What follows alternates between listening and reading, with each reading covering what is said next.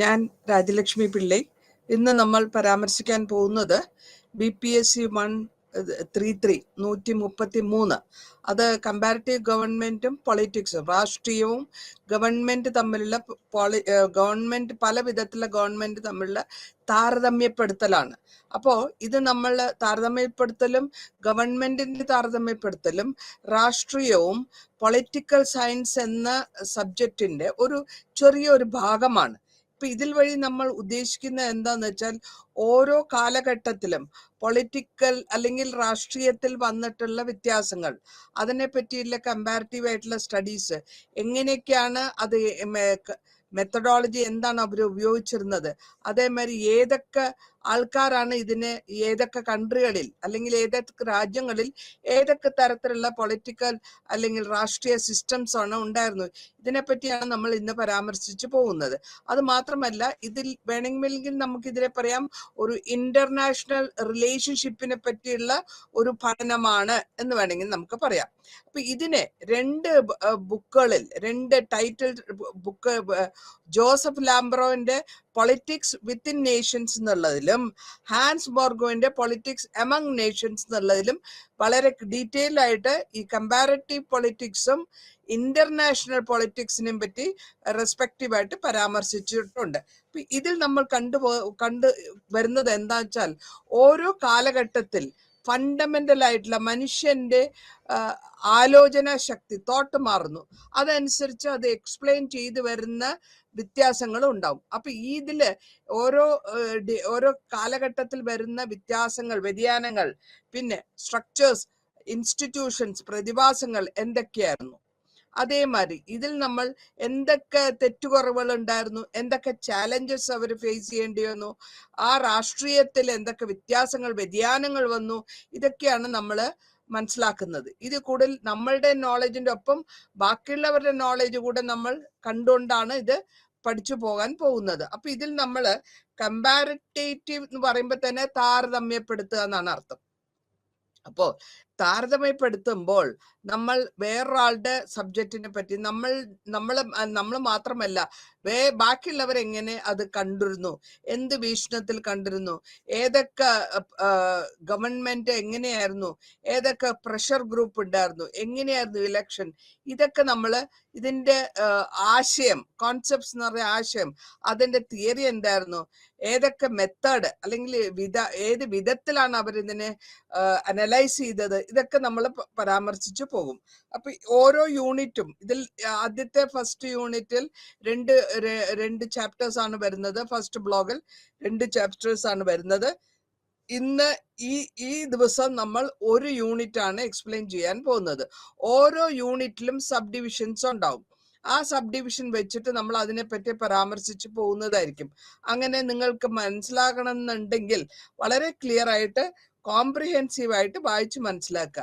ഇതിൽ കമ്പാരിസൺ എന്ന് നമ്മൾ പറയുമ്പോൾ തന്നെ അതിന്റെ അർത്ഥം എന്താന്ന് വെച്ചാൽ, വേറൊരു ആളുമായിട്ട് നമ്മൾ താരതമ്യപ്പെടുത്തുക. നമ്മളുടെ നോളജിനെ നമ്മൾ ഞാൻ എങ്ങനെയാണ്, അയാൾ എങ്ങനെയാണ് എന്നുള്ളത് താരതമ്യപ്പെടുത്തുന്നതിനാണ് കമ്പാരിസൺ എന്ന് പറയുന്നത്. അപ്പൊ ഇവിടെ ഈ കാലഘട്ടത്തിൽ, അതായത് അരിസ്റ്റോട്ടലിന്റെ കാലഘട്ടത്തിൽ തന്നെ ഈ രാഷ്ട്രീയ ചിന്തയെ പല രാജ്യങ്ങളിൽ കൂടെ പല ചിന്തകന്മാർ അല്ലെങ്കിൽ ഫിലോസഫേഴ്സ്, സിസിറോ ഉണ്ട്, റോമൻ ഫിലോസഫേഴ്സ് ആയ സിസിറോ ഉണ്ട്, പോളിബസ് ഉണ്ട്, റിനൈസൻസ് ഉണ്ട്, മെക്കാവലി ഉണ്ട്, ഹോബ്സ് ഉണ്ട്, ലോക്സ് ഉണ്ട്. അപ്പൊ അവർക്കും അവരുടേതായ തത്വങ്ങൾ, അവരുടേതായ വിധത്തിലാണ് അവര് എക്സ്പ്ലെയിൻ ചെയ്യുക അല്ലെങ്കിൽ അതിനെപ്പറ്റി പരാമർശിക്കുക. അതേമാതിരി 19ാം നൂറ്റാണ്ടായപ്പോഴും അലക്സ് ഡി ടോൾബെക്കിയും കാറൽ മാക്സും ജോൺ സ്റ്റുഡ്നാർട്ട് മിൽക്കും ഇവരൊക്കെ വന്നു. അപ്പൊ ഓരോരുത്തരുടെയും പരാമർശം, ഓരോരുത്തരുടെയും അർത്ഥം ഇതിനെ എങ്ങനെ കൊണ്ടുവരുന്നു എന്നുള്ളതാണ്. അതാണ് നമ്മൾ ഈ കമ്പാരിസൺ വഴി ചെയ്യാൻ ഉദ്ദേശിക്കുന്നത്. അതിൽ കൂടി നമ്മൾ അറിവ് നേടിയെടുത്തുകയാണ്. ഓരോരുത്തരുടെ സിദ്ധാന്തങ്ങളെ പറ്റി പറഞ്ഞ് മനസ്സിലാക്കി വരുമ്പോൾ അവരുടെ ആശയം എന്തായിരുന്നു, നമ്മളുടെ ആശയം എന്തായിരുന്നു, അങ്ങനെ വരുമ്പോഴാണ് നമുക്ക് നമ്മളെ തന്നെ, നമ്മുടെ ആശയം എന്തിന് കുറവുണ്ട്, അല്ലെങ്കിൽ അവരുടെ ആശയത്തിൽ എന്ത് കൂടുതലുണ്ട്, എന്ത് നമുക്ക് എടുക്കാം, ഇങ്ങനത്തെ ഉള്ള തോന്നലൊക്കെ വരുന്നത് അങ്ങനെയാണ്. ഇനി ഓരോ വിശകലനം ചെയ്യുന്ന ആൾക്കാരും 2 പോൾസിലാണ് നോക്കുന്നത്. ഒന്ന്, ആദ്യത്തേത് ഏരിയ, ഏത് ഏരിയയിലാണ് അവര് സ്പെഷ്യലൈസ് ചെയ്യുന്നത്. രണ്ടാമത് സോഷ്യൽ ആയിട്ടുള്ള അവരെ നമുക്ക് വേണമെങ്കിൽ സോഷ്യൽ സയന്റിസ്റ്റ് എന്ന് വേണമെങ്കിൽ പഠിക്കാം. കാരണം ഇങ്ങനെ ഓരോന്നിനെയും അനലൈസ് ചെയ്തെടുക്കുമ്പോൾ, അങ്ങനെ ക്ലിയർ ആയിട്ട് വിശകലനം ചെയ്തെടുക്കുമ്പോഴാണ് നമുക്ക് നമ്മളുടെ ആശയങ്ങളുടെ രൂപാന്തരങ്ങളുടെ ക്ലിയർ ആയിട്ട് മനസ്സിലാക്കാൻ പറ്റുന്നത്. അപ്പൊ നമ്മളിവിടെ ആദ്യമായിട്ട് ഞാൻ പറഞ്ഞു, എനിക്ക് എന്തറിയാം, അറിഞ്ഞോ അറിയാണ്ടോ ഞാൻ ബാക്കിയുള്ളവർ എങ്ങനെ ജീവിക്കുന്നു, അതനുസരിച്ചിട്ട് നമ്മൾ എത്രത്തോളം അതിൻ്റെ മനസ്സിലാക്കുന്ന തത്വത്തിനെ ഡീപ്പറായിട്ട് പോകുന്നു, അങ്ങനെയൊക്കെ നോക്കുമ്പോഴാണ് നമ്മൾക്ക് ഒരു കളക്റ്റീവായിട്ടുള്ള ലെവലിൽ നമുക്ക് കിട്ടുക. ഇവിടെ പൊളിറ്റിക്കൽ സയൻസിൽ അല്ലെങ്കിൽ രാഷ്ട്രീയത്തിൽ ഓരോരുത്തരുടെയും ആക്ടിവിറ്റി, നമ്മളിപ്പോൾ ഓരോ ഗവൺമെന്റ് വരുമ്പോൾ തന്നെ ബ്രിട്ടീഷുകാരുടെ ബ്രിട്ടീഷ് ഇന്ത്യയെ സംബന്ധിച്ചിടത്തോളം കൊളോണിയൽ ടൈമിൽ എന്തൊക്കെ നടന്നിരുന്നു, കൊളോണിയലിസം തീർന്ന ശേഷം ഇൻഡിപെൻഡൻസ് ആയതിനു ശേഷം എന്തൊക്കെ വന്നിരുന്നു, എന്തൊക്കെ മാറ്റങ്ങൾ വന്നു, എന്തൊക്കെ ബെനിഫിറ്റ് കിട്ടി, ഏതെല്ലാം വിധത്തിൽ നമ്മൾ സഫർ ചെയ്യുന്നു. അപ്പൊ അവിടെ കമ്പാരിസൺ ചെയ്യാണ്, പണ്ട് എങ്ങനെയായിരുന്നു, ഇപ്പോൾ എങ്ങനെ. ആ ലെവലിൽ വരുമ്പോൾ മാത്രമേ നമുക്ക് ക്ലിയർ ആയിട്ടുള്ള ഈ രാഷ്ട്രീയത്തിന്റെ ഒരു പിക്ചർ കിട്ടുള്ളൂ, ഒരു സിസ്റ്റം കിട്ടുള്ളൂ. നമ്മൾ രാജവാഴ്ചയെയും രാജാവിന്റെ കാലഘട്ടത്തിൽ മൊണാർക്കിക്കൽ ഫോം ഓഫ് ഗവൺമെന്റ് എന്താണ്, അതിനുശേഷമാണ് ജനാധിപത്യം വരുമ്പോൾ ഡെമോക്രസി എന്താണെന്ന് അങ്ങനെ താരതമ്യപ്പെടുത്തിയാണ് നമ്മൾ പലതും മനസ്സിലാക്കിയിട്ടത്, ക്ലിയർ ആയിട്ട് മനസ്സിലാക്കിയിട്ടുള്ളത്. അപ്പോൾ ഇവിടെ നമ്മൾ ഉദ്ദേശിക്കുന്നത് ഇതേമാതിരി ഇതുകൊണ്ടുള്ള സ്കോപ്പ് എന്താ, ഉപകാരം എന്താ, ഈ കമ്പാരിറ്റീവ് സ്റ്റഡീസ് കൊണ്ടുള്ള കോൺസെപ്റ്റ് എന്താ, ഇതൊക്കെ പല വിധത്തിലുള്ള സ്റ്റഡീസിനെ പറ്റി പറഞ്ഞു പോയിക്കൊണ്ടിരിക്കും.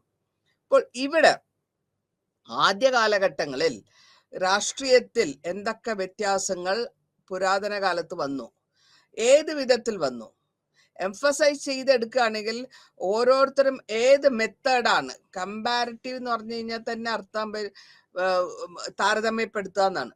അപ്പൊ ആ മെത്തേഡ് എന്തായിരുന്നു, ഏത് വിധത്തിൽ അവർ താരതമ്യപ്പെടുത്തി, സൈക്കോളജിയിലും സോഷ്യോളജിയിലും ഇക്കണോമിക്സിലും എല്ലാം ഇതേമാതിരി താരതമ്യപ്പെടുത്തിയിട്ട് എടുക്കുന്നുണ്ട്. അതേമാതിരി തന്നെ ഇവിടെ നമ്മൾ താരതമ്യപ്പെടുത്താൻ പോകുന്നത് ഇതിന്റെ സബ്ജക്ട് മാറ്റർ ആണ്. അതേമാതിരി ഉപയോഗിച്ചിട്ടുള്ള വൊക്കാബുലറി എന്തായിരിക്കും, ഇതിന്റെ വീക്ഷണങ്ങൾ എന്തായിരിക്കും, ഇതിന്റെ ആശയങ്ങൾ എന്തായിരിക്കും. അപ്പോൾ മാത്രമേ ഒരു ശരിയായിട്ടുള്ള മെത്തേഡും ഇതിന്റെ ഒരു രാഷ്ട്രീയ ചിന്തയിൽ കമ്പാരിറ്റീവായിട്ട് നമുക്ക് എന്ത് ചെയ്യാൻ പറ്റും. ഇങ്ങനെയാണ് നമ്മൾ മനസ്സിലാക്കിയെടുക്കുന്നത്. അപ്പോ സബ്ജക്ട് മാറ്റർ, അതിൽ ഉപയോഗിച്ചുള്ള ഭാഷ, അതേമാതിരി പൊളിറ്റിക്കൽ ആയിട്ടുള്ള വീക്ഷണം, പൊളിറ്റിക്കൽ പെർസ്പെക്റ്റീവ്, വീക്ഷണം എന്തായിരിക്കും, ഇത് മനസ്സിലാക്കണമെങ്കിൽ എവിടെ, എന്ത്, എങ്ങനെ, ഇങ്ങനത്തെ കാര്യങ്ങൾ ഏത് രാജ്യത്ത് എന്ത് വിധത്തിൽ എങ്ങനെയാണ് ഓരോ സ്റ്റഡീസിനെ പറ്റി നമ്മൾ അറിയാം. അതിനുശേഷം അവർ ഏത് വിധത്തിലുള്ള ഉപകരണങ്ങൾ ഉപയോഗിച്ചിരുന്നു, ഏത് ലാംഗ്വേജ് ഉപയോഗിച്ചിരുന്നു, ഏതൊക്കെയായിരുന്നു അവരുടെ കോൺസെപ്റ്റ്സ്, അവരുടെ ആശയങ്ങൾ എന്തായിരുന്നു. അത് മാത്രമല്ല ഊന്നൽ പറഞ്ഞ് എവിടെ നിന്ന് തുടങ്ങുന്നു, ഈ പെർസ്പെക്റ്റീവ് എല്ലാം വളരെ ക്ലിയർ ആയിട്ട് എക്സ്പ്ലെയിൻ ചെയ്ത് വരുമ്പോഴാണ് നമുക്ക് മനസ്സിലാക്കാൻ പറ്റുന്നത്. ഇതിന് കൂടാണ്ട് ഇതിന്റെ കണ്ടിന്യൂറ്റീസ് എന്തൊക്കെയായിരുന്നു, അതേമാതിരി ഡിസ്കണ്ടിന്യൂസ് എന്തൊക്കെയായിരുന്നു, ഇങ്ങനത്തെ സോഷ്യലായിട്ടും ഹിസ്റ്റോറിക്കലായിട്ട് ചരിത്രപരമായിട്ടുള്ള കോൺസെപ്റ്റ്സ് എന്താണ്, അല്ലെങ്കിൽ ഇക്കണോമിക്കൽ എന്താണ്, അല്ലെങ്കിൽ രാഷ്ട്രീയം മാത്രമല്ലല്ലോ, സോഷ്യോ എക്കണോമിക് വരും രാഷ്ട്രീയത്തില്. അതായത് സോഷ്യലായിട്ട് സാധാരണ സാമൂഹ്യ വ്യവസ്ഥ സിദ്ധാന്തങ്ങൾ എന്താണ്, എക്കണോമിക്കൽ എന്ന് വെച്ച് കഴിഞ്ഞാൽ ധനപരമായിട്ടുള്ള സിദ്ധാന്തങ്ങൾ എന്താണ്. അതിൽ ലാസ്റ്റ് 20th സെഞ്ച്വറി വരുമ്പോഴത്തേക്കും അതൊരു ഗ്ലോബലൈസേഷൻ എന്ന് നമ്മൾ പറയുന്നു. അതിന് ഗ്ലോബലൈസേഷൻ എന്ന് പറഞ്ഞതിന്റെ അർത്ഥം ആഗോളവൽക്കരണം എന്നാണ്. അതിലേക്ക് എത്തിപ്പെടുന്നതിനുള്ള കാരണങ്ങളൊക്കെയാണ് നമ്മൾ പറഞ്ഞു പോകുന്നത്. അപ്പോൾ കമ്പാരിറ്റീവ് സ്റ്റഡി പൊളിറ്റിക്സില് ഇതിന്റെ ഉപയോഗം എന്താ, നേച്ചർ എന്താ, അതിന്റെ സ്കോപ്പ് എന്താ, ഇതുകൊണ്ടുള്ള ഉപയോഗം എന്താ, ഓരോ കാര്യങ്ങൾ നമ്മൾ ചെയ്യുമ്പോഴും ഇതുകൊണ്ട് എന്താണ് നമുക്ക് ഉദ്ദേശിക്കുന്നത്, എന്താണ് നമ്മൾ ആശയം മനസ്സിലാക്കിയെടുക്കാൻ ശ്രമിക്കുന്നത്, ഇങ്ങനത്തെ കമ്പാരിറ്റേറ്റീവ് പൊളിറ്റിക്കൽ ആയിട്ടുള്ള അനാലിസിസ് അല്ലെങ്കിൽ അതിനെ വിശകലനം ചെയ്യണം, കീറി മുറിച്ച് വിശകലനം ചെയ്യണം. അപ്പോൾ മാത്രമേ ഇതൊരു പൊളിറ്റിക്കൽ സയൻസിന്റെ ഒരു ചെറിയ ഘടകമാണ് എന്ന് മനസ്സിലാക്കാൻ പറ്റുള്ളൂ. നമ്മൾ നേരത്തെ പറഞ്ഞു ഈ സബ്ജക്റ്റ് മാറ്റർ എന്നുള്ള കാര്യം.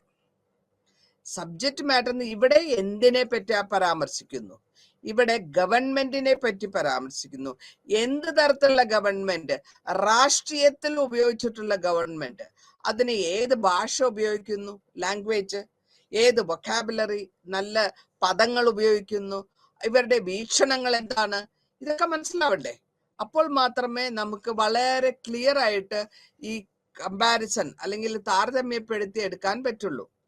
താരതമ്യപ്പെടുത്തി എടുക്കുമ്പോൾ ഡെമോക്രസി എന്ന് നമ്മൾ പറയുന്നത് ജനാധിപത്യം, കോൺസ്റ്റിറ്റ്യൂഷൻ എന്ന് പറയുമ്പോൾ ഭരണഘടന, പൊളിറ്റിക്കൽ പാർട്ടീസ് എന്ന് പറയുമ്പോൾ പല വിധത്തിലുള്ള പാർട്ടീസ്, സോഷ്യൽ മൂവ്മെന്റ്സ് എന്ന് പറയുമ്പോൾ അത് പല വിധത്തിലുള്ള വ്യതിയാനങ്ങൾ, സോഷ്യലായിട്ടുള്ള വ്യതിയാനങ്ങൾ. ഇതൊക്കെ നടത്തി വരുമ്പോഴാണ് അവിടെ ഒരു അനാലിസിസ് അല്ലെങ്കിൽ അതിന് വിശകലനം കറക്റ്റായിട്ട് നടത്താൻ പറ്റുള്ളൂ.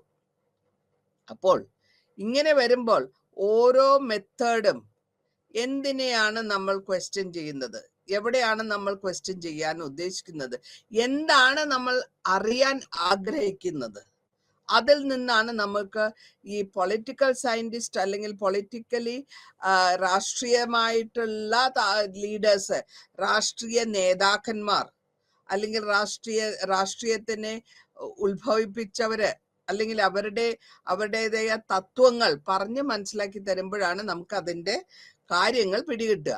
അപ്പൊ ഇവിടെ നമ്മൾ ഉദ്ദേശിക്കുന്ന വെച്ചാല് ഐഡന്റിഫിക്കേഷൻ ഓഫ് റിലേഷൻഷിപ്പ്, പരസ്പരമുള്ള ഒരു റിലേഷൻഷിപ്പ് എന്താണ്, ഇതിന്റെ ക്യാരക്ടർ എന്താണ്, അല്ലെങ്കിൽ ഇതിന്റെ സ്കോപ്പ് എന്താണ്, ഇതുകൊണ്ടുള്ള ഉപകാരം എന്താണ്, അല്ലെങ്കിൽ കൺസെപ്ഷൻസോ മിസ്കൺസെപ്ഷൻസോ, ഇതിൽ കൂടെ ഫോറിൻ കൺട്രികളിൽ പുറം രാജ്യങ്ങളിൽ എന്ത് നടന്നിരുന്നു, എവിടെ നടന്നു, എങ്ങനെ നടന്നു, ഇതൊക്കെ മനസ്സിലാക്കിയാലേ നമ്മുടെ രാജ്യത്ത് നടക്കുന്നത് നമുക്ക് മനസ്സിലാക്കാൻ പറ്റുകയുള്ളൂ. അപ്പൊ ഇവിടെ ഒരു അമേരിക്കൻ സിറ്റിസൺ ആയിട്ടുള്ള ഒരാള് ബ്രസീലിനെ പറ്റി പഠിക്കുകയാണെങ്കിൽ, അതേമാതിരി ഒരു ഇന്ത്യൻ സിറ്റിസൺ ശ്രീലങ്കനെ പറ്റി പഠിക്കുകയാണെങ്കിൽ നമ്മൾ അവരെ കമ്പാരിറ്റിവിസ്റ്റ് എന്ന് വിളിക്കും. കാരണം അവര് ഇന്ത്യൻ പൗരൻ ഇന്ത്യയെ പറ്റിയല്ല പഠിക്കുന്നത്, ശ്രീലങ്കയിൽ എങ്ങനെയാണ് എന്തൊക്കെയാണെന്നാണ് പഠിക്കുന്നത്. അവിടെ കമ്പാരിസൺ ആണ്, താരതമ്യപ്പെടുത്താണ്. ഇന്ത്യൻ ഗവൺമെന്റിനെ പറ്റിയും ശ്രീലങ്കൻ ഗവൺമെന്റിനെ പറ്റിയും താരതമ്യപ്പെടുത്തുന്നു, ബാലൻസ് ചെയ്തു പോകുന്നു. അങ്ങനെ നോക്കുമ്പോഴാണ് നമുക്ക് അവരെ കമ്പാരബിലിസ്റ്റ് എന്ന് പറയാൻ പറ്റുള്ളൂ. ഇങ്ങനെ ഓരോ കാര്യങ്ങൾ നമ്മൾ എന്താ ചെയ്യുന്നത്, ഡിസ്റ്റിങ്റ്റീവ് ആയിട്ട് ഓരോ ഫീച്ചേഴ്സ് ഉണ്ട്. അതിൽ കൂടെ കോൺഷ്യസ് ആയിട്ട്, വളരെ കോൺഷ്യസ് ആയിട്ടും വളരെ സിസ്റ്റമാറ്റിക് ആയിട്ടും അവര് പഠിക്കുന്നു, താരതമ്യം ചെയ്ത് പഠിക്കുന്നു. പഠിച്ചു കഴിയുമ്പോൾ അവര് എന്തിനു വേണ്ടി പഠിക്കുന്നു, എന്താണ് ഇതിന്റെ വ്യത്യാസം എന്നുള്ളത് ഐഡന്റിഫൈ ചെയ്യാൻ വേണ്ടി പഠിക്കുന്നു. അങ്ങനെ പഠിച്ചു വരുമ്പോഴെന്താ പറ്റുന്നത്, ഓരോരുത്തരും എക്സ്പ്ലെയിൻ ചെയ്യുന്ന വ്യത്യാസങ്ങൾ മനസ്സിലാക്കാൻ പറ്റും. ഇപ്പൊ ഞാൻ പറയുന്ന മാതിരി ആയിരിക്കില്ല വേറൊരാള് പറയുക, സംഭവം അത് തന്നെയായിരിക്കും, അല്ലെങ്കിൽ ആശയം അത് തന്നെയായിരിക്കും, പക്ഷെ പറയുന്ന വിധത്തിന് വ്യത്യാസം ഉണ്ടാവും. അപ്പോൾ പലരും പല വിധത്തിൽ പറയുന്നു, അപ്പൊ എക്സ്പ്ലനേഷൻ ചെയ്യുന്നത് വ്യത്യാസം കാണും. അതേമാതിരി തന്നെ ഒരുമിച്ച് സിമിലാരിറ്റീസ്, ഒരേ മാതിരിയുള്ള കാര്യങ്ങൾ ഏത് വിധത്തിൽ നമ്മൾ എക്സ്പ്ലെയിൻ ചെയ്യുന്നു അതേമാതിരി കേൾക്കുന്ന ആൾക്ക് മനസ്സിലാവണം. അതാണ് ഏറ്റവും ഇമ്പോർട്ടന്റ്. ഇവിടെ നമ്മൾ വിശകലനം ചെയ്ത് നമ്മൾ എടുത്തു പറയാണ് ഒരു സിമിലാരിറ്റി, ഇതിൽ ഇങ്ങനെയുണ്ട്, ഇതിലും ഇങ്ങനെയുണ്ട്. സിമിലാരിറ്റി എന്ന് പറഞ്ഞാൽ ഒരേ മാതിരി ഉള്ളത്, ഡിഫറൻസ് എന്ന് പറയുമ്പോൾ വ്യത്യാസമായിട്ടുള്ളത്. അപ്പോ ഇങ്ങനെ വരുമ്പോ ക്ലാസിഫൈ ചെയ്ത് നമ്മൾ എടുക്കുന്നത് ഡിക്റ്റമിസി എന്ന് പറയുമ്പോഴത്തേക്ക് അതിന്റെ അർത്ഥം തന്നെ പാർട്ടായിട്ട് അല്ലെങ്കിൽ അതിനെ വിഭജിച്ച് ജോഡി ചേർത്ത് എടുക്കുക എന്നാണ്. ജോഡി ചേർത്ത് എടുക്കുക. പോളറൈസിങ് എന്ന് പറയുമ്പോഴത്തേക്ക് അതിന്റെ അർത്ഥം ദ്വിതീയമായ അർത്ഥം പറഞ്ഞ് മനസ്സിലാക്കുക. അപ്പൊ ഇങ്ങനെ പോളറൈസ് ചെയ്യോ അല്ലെങ്കിൽ ജോഡി ചേർത്തോ എടുക്കുമ്പോൾ രണ്ടെണ്ണം രണ്ടോ മൂന്നോ വേണം, അപ്പോഴേ നമുക്ക് ജോഡി ചേർക്കാൻ പറ്റുള്ളൂ. അപ്പോ ഇങ്ങനെ സിമിലാരിറ്റി എന്തായിരിക്കും? അതായത് സിമിലാരിറ്റി എന്ന് വെച്ചാൽ ഒരേ മാതിരി ഉള്ളത്, ഡിഫറൻസ് എന്ന് വെച്ചാൽ തീരെ വ്യത്യാസമായത്. അപ്പോൾ നമുക്ക് വേണമെങ്കിൽ സിമ്പിൾ ആയിട്ട് ഇപ്പൊ ഞാൻ പറഞ്ഞുതരാം. എക്സാമ്പിൾ ആയിട്ട് ശ്രീലങ്കയെ സംബന്ധിച്ചിടത്തോളം, സൗത്ത് ഇന്ത്യനെ സംബന്ധിച്ചിടത്തോളം, ശ്രീലങ്കയിലും സൗത്ത് ഇന്ത്യയില് തമിഴ്നാട്ടില് അല്ലെങ്കിൽ തമിഴ്നാട് ഗവൺമെന്റ് ആയിട്ട് നമ്മൾ സിമിലാരിറ്റി കണ്ടുപിടിക്കാൻ ശ്രമിക്കുകയാണെങ്കിൽ, റൈസ് ഈറ്റിംഗ് അല്ലെങ്കിൽ ധാന്യങ്ങൾ കഴിക്കുന്നത് അവർക്ക് ആണ്. അവിടുത്തെ ലാംഗ്വേജ്, ഞാൻ തമിഴ്നാട് പ്രത്യേകം എടുത്തു പറയാണ്. അപ്പൊ തമിഴ്നാട്ടിൽ തമിഴ് സംസാരിക്കുന്നുവെങ്കിൽ ശ്രീലങ്കയിലും തമിഴ് സംസാരിക്കുന്നു, ഭാഷ വൊക്കാബുലറി യൂസ് ചെയ്യുന്നത്. പക്ഷെ അതിലും ചെറിയ വ്യത്യാസം കാണും, അവരുടെ ഭാഷാ ശൈലിയിൽ വ്യത്യാസം ഉണ്ടാവും. ഇപ്പൊ ഒരേ ലാംഗ്വേജ് തന്നെ, തമിഴ് ലാംഗ്വേജ് തന്നെ തിരുച്ചിയിൽ സംസാരിക്കുന്ന ആയിരിക്കില്ല തിരുവണ്ണാമലയിൽ സംസാരിക്കുക, അല്ലെങ്കിൽ ചെന്നൈയിൽ സംസാരിക്കുക, അല്ലെങ്കിൽ കന്യാകുമാരിയിൽ സംസാരിക്കുക. അപ്പോൾ ഓരോ ഓരോ ഏരിയയ്ക്കും അതിൻ്റെതായ ഇൻഫ്ലുവൻസ് ഉണ്ടാവും ഭാഷയിൽ. അതേമാതിരി തന്നെയാണ് ഇപ്പൊ മലയാളത്തിലും. തൃശ്ശൂർ ഭാഷ വ്യത്യാസം ഉണ്ടാവും, തിരുവനന്തപുരം ഭാഷ വ്യത്യാസം ഉണ്ടാവും, കാസർഗോഡ് ഭാഷ വ്യത്യാസം ഉണ്ടാവും. പക്ഷെ എല്ലാം മലയാളമാണ്. അപ്പൊ അവിടെ സിമിലാരിറ്റീസ് എന്ന് പറയാൻ പറ്റില്ല, അവിടെ ഡിഫറൻസസ് വരുന്നുണ്ട്. ഇങ്ങനെ വരുമ്പോൾ ഇവിടെ ഇതൊക്കെ കണക്ക് കൂട്ടി കേട്ട് പിടിച്ചിട്ടാണ് നമ്മൾ മനസ്സിലാക്കുന്നത്. കമ്പയർ ചെയ്യും, പിന്നെ കോൺട്രാസ്റ്റ് അപ്രോച്ച് ഉപയോഗിക്കും. എതിർവശത്തുള്ള ഒരു അപ്രോച്ച് വഴി നമുക്ക് അതിനെ കണ്ടുപിടിക്കാൻ പറ്റും. അപ്പൊ ഇതെല്ലാം കൂടെ ഒരു ഫ്രെയിം വർക്കിന്റെ റിലേഷൻഷിപ്പ് എങ്ങനെയാണ് എന്നുള്ളത് നമ്മൾ മനസ്സിലാക്കി എടുക്കുകയാണ്. അതിലാണ് ഈ അണ്ടർസ്റ്റാൻഡിങ്. അതുവഴി നമ്മൾ അണ്ടർസ്റ്റാൻഡ് ചെയ്യുന്നു എത്രത്തോളം നമുക്ക് ഇതിനെപ്പറ്റി ആൻസർ ചെയ്യാൻ പറ്റും, അല്ലെങ്കിൽ പൊളിറ്റിക്കല് അല്ലെങ്കിൽ രാഷ്ട്രീയമായിട്ട് നമുക്ക് എന്ത് പറയാൻ പറ്റും എന്നുള്ളത് നമ്മൾ മനസ്സിലാക്കിയെടുക്കുന്നു. ഇനി അടുത്തതായിട്ട് നമ്മൾ നോക്കാൻ പോകുന്നത് കമ്പാരിറ്റീവ് പൊളിറ്റിക്സും കമ്പാരിറ്റീവ് ഗവൺമെന്റും. ഗവൺമെന്റ് എന്ന് വെച്ചാൽ ഭരണഘടന അല്ലെങ്കിൽ ഭരണ തത്വം അല്ലെങ്കിൽ ഭരണ വ്യത്യാസങ്ങൾ, ഓരോ വ്യത്യാസങ്ങൾ ഉണ്ടാവും. ഓരോ പൊളിറ്റിക്സ് എന്ന് പറയുമ്പോഴത്തേക്കും രാഷ്ട്രീയം എന്നായി. ഈ രാഷ്ട്രീയത്തിൽ നമ്മള് ആശയക്കുഴപ്പം ഉണ്ടാകാൻ ചാൻസസ് ഉണ്ട്. ആ ആശയക്കുഴപ്പം എന്ന് ഞാൻ ഉദ്ദേശിക്കുന്നത് ഗവൺമെന്റിനെ പറ്റിയുള്ള അല്ലെങ്കിൽ ഭരണഘടനയെ പറ്റിയുള്ള മനസ്സിലാക്കുന്നത്. അതേമാതിരി തന്നെ ഈ പൊളിറ്റിക്സ് അല്ലെങ്കിൽ രാഷ്ട്രീയത്തിനെ പറ്റി എന്ത് മനസ്സിലാക്കി, എങ്ങനെ മനസ്സിലാക്കി എന്നുള്ളതാണ്. അത് ഗവൺമെന്റിലായാലും ശരി, നോൺ ഗവൺമെന്റൽ ആയാലും ശരി, നമ്മൾ എന്ത് മനസ്സിലാക്കുന്നു, എന്ത് ആശയം നമ്മൾ ഉൾക്കൊള്ളുന്നു, ഇതൊക്കെയാണ് നമ്മൾ നോക്കുന്നത്. അപ്പോൾ ഇവിടെ നമ്മൾ നോക്കിയെടുക്കുന്ന നേച്ചർ എന്താണ്? കമ്പാരിറ്റീവ് പൊളിറ്റിക്സ് വഴി സ്പെഷ്യലൈസ് ആയിട്ട് നമ്മൾ എന്ത് പഠിക്കുന്നു, എന്ത് മനസ്സിലാക്കുന്നു. ഏതെങ്കിലും വിധത്തിൽ ഒരു രാഷ്ട്രീയത്തിനെ പറ്റി സംസാരിക്കുകയല്ല, നമ്മൾ ഓരോന്നും എടുത്ത് വിശകലനം ചെയ്ത് വ്യത്യാസം കണ്ടുപിടിച്ച് ഒരേ മാതിരിയുള്ള സിമിലാരിറ്റി കണ്ടുപിടിച്ച് എക്സ്ക്ലൂഡ് ചെയ്ത് അങ്ങനെയാണ് ഈ സ്റ്റഡീസ് ഇതിനെപ്പറ്റി നമ്മൾ പഠിച്ചു പോകുന്നത്. അപ്പോൾ ഈ പഠിപ്പിൽ ഗവൺമെന്റിനെ പറ്റിയും ആ റെജീം ടൈപ്പ്, ആ കാലഘട്ടത്തിൽ ഏത് ടൈപ്പ് ഗവൺമെന്റ് അല്ലെങ്കിൽ ആ ഭരണഘടന എന്തായിരുന്നു, ഏതൊക്കെ രാജ്യങ്ങളിൽ അത് കൺഫേം ആയിട്ട്, അല്ലെങ്കിൽ ഏതൊക്കെ രാജ്യങ്ങളിലാണ്, പുറം രാജ്യങ്ങളിൽ എന്തൊക്കെ രാജ്യത്തിലാണ് നമ്മൾ ഇത് ഈ ഗവൺമെന്റ്, ഇങ്ങനത്തെ ഗവൺമെന്റിനെ കണ്ടിരുന്നത്. ഇനി സെക്കൻഡ് വേൾഡ് വാർ ടൈമിൽ നമ്മൾ ഒരു ഡീകോളനൈസേഷൻ കാണുന്നുണ്ട്. അതായത് കോളനി ആയിരുന്നതൊക്കെ മാറുന്നു. അപ്പൊ അങ്ങനെ വരുമ്പോൾ അവിടെ നമുക്ക് പഠിക്കേണ്ടത് ഒരു പുതിയ രാജ്യമാണ്. ഒരു പുതിയ രാജ്യത്തെ പറ്റി ഡീകോളനൈസേഷന് ശേഷം നമ്മൾ ഒരു പുതിയ അതായത് അവർക്ക് ഫ്രീഡം കിട്ടിയതിനു ശേഷം അവരുടേതായ ഭരണഘടന ഉണ്ടാക്കുമ്പോൾ അതിനെ നമ്മൾ ന്യൂ നേഷൻ എന്ന് പറയുന്നു. അപ്പൊ അങ്ങനെ വരുമ്പോൾ പല വിധത്തിലുള്ള ഒരു ഡൈവേഴ്സിറ്റി ഉണ്ടാകാം, അല്ലെങ്കിൽ വ്യത്യാസങ്ങൾ പല ദ്വിദിനത്തിൽ ഉണ്ടാവാം. അതേമാതിരി തന്നെ കമ്പാരിസണിലും ഉണ്ടാവാം. അബ്സ്ട്രാക്റ്റ് ആയിട്ടുള്ള അല്ലെങ്കിൽ കാണാൻ പറ്റാത്ത വിധത്തിലുള്ള യൂണിവേഴ്സൽ മോഡൽസ് ഉണ്ടാക്കാം. പൊളിറ്റിക്കലായിട്ട് അല്ലെങ്കിൽ രാഷ്ട്രീയമായിട്ട് അവരുടെ പ്രോസസ്സ് എന്തൊക്കെയായിരുന്നു. അപ്പോൾ ഇങ്ങനെ വരുമ്പോൾ ഒരു എക്സ്പാൻഷൻ ഉണ്ടോ? ആ രാഷ്ട്രീയത്തിൽ ഒരു എക്സ്പാൻഷൻ ഉണ്ടോ? അല്ലെങ്കിൽ ആ പൊളിറ്റിക്കൽ സിസ്റ്റത്തില്, ടോട്ടൽ സിസ്റ്റത്തിൽ എക്സ്പാൻഷൻ ഉണ്ടോ? എന്തെങ്കിലും വ്യത്യാസം വന്നിട്ടുണ്ടോ? രാഷ്ട്രത്തിനോടോ ഈ രാഷ്ട്രം എന്ന് പറയുന്ന ഇൻസ്റ്റിറ്റ്യൂഷനോടോ അതേമാതിരി വ്യക്തികൾക്കോ സോഷ്യൽ ഗ്രൂപ്പ് ചേരുന്നതിനോ പൊളിറ്റിക്കൽ പാർട്ടീസ് അല്ലെങ്കിൽ രാഷ്ട്രീയ പാർട്ടികൾ ഉണ്ടാവുന്നതോ ഇൻട്രസ്റ്റ് ഗ്രൂപ്പ് ഉണ്ടാവുന്നതോ സോഷ്യൽ മൂവ്മെന്റ്സ് വ്യതിചലനം ഉണ്ടാകുന്നോ? നമ്മളുടെ നാഷണൽ ഇൻഡിപെൻഡൻസ് വാർ ടൈമിൽ തന്നെ നമ്മളുടെ ഇന്ത്യയിൽ തന്നെ 2 വിധത്തിലുള്ള പാർട്ടീസിനെ നമ്മൾ കോൺഗ്രസിൽ കണ്ടു.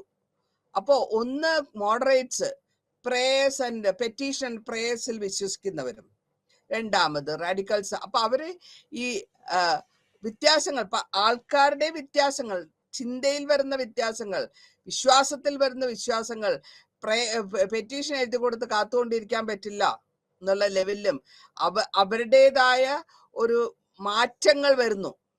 അതാണ് ഈ വ്യതിയാനം എന്ന് പറയുന്നത്. സോഷ്യൽ മൂവ്മെന്റ്സ് നടക്കുന്നുണ്ട്. ആ സോഷ്യൽ മൂവ്മെന്റ്സ് അനുസരിച്ച് അവരുടെ ആക്ഷൻസും അവരുടെ വിചാരം അതേമാതിരി തന്നെ പ്രവർത്തികൾ എല്ലാം മാറി വരും.